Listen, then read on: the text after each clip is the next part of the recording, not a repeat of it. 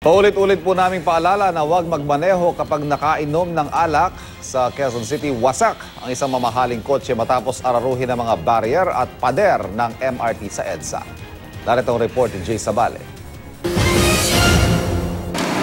Iniinda pa ng babaeng ito ang pananakit ng katawan sa southbound ng EDSA Cubao. Mag-aalas 3 sa madaling araw. Tumama pa ang mamahaling sasakyan sa pader ng MRT at gumasgas ng ilang metro bago tumigil. Kwento ng security guard na si Amor Ramos, nagulat sila sa pangyayari at inakala pa niyang madadamay sila rito. May parating na mabilis sa takbo. Ayun na nga sir, tumama lang una siya dito. Hanggang sa tumama doon. Buti nga sir, walang disgrasya. Kala nga namin sir, dito tumama. Sa lakas ng pagkakabangga, wasak ang harapan nito at pumutok ang mga gulong. Nagtalsikan din ang mga plastic barrier at nagkalat din ang mga pira-pirasong bahagi ng sasakyan.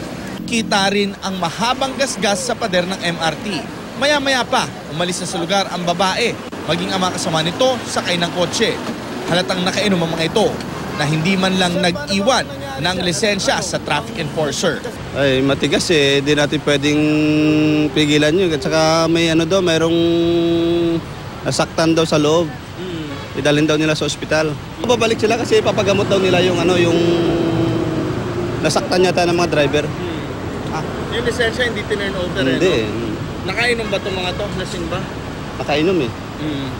Bagamat self-accident ang nangyari, maaaring maharap sa mga kasong reckless imprudence, resulting in damage to property at driving under the influence of liquor ang hindi pa nakikilalang driver ng sasakyan. Ito ang unang balita sa Quezon City. Jay Sabale, reporting.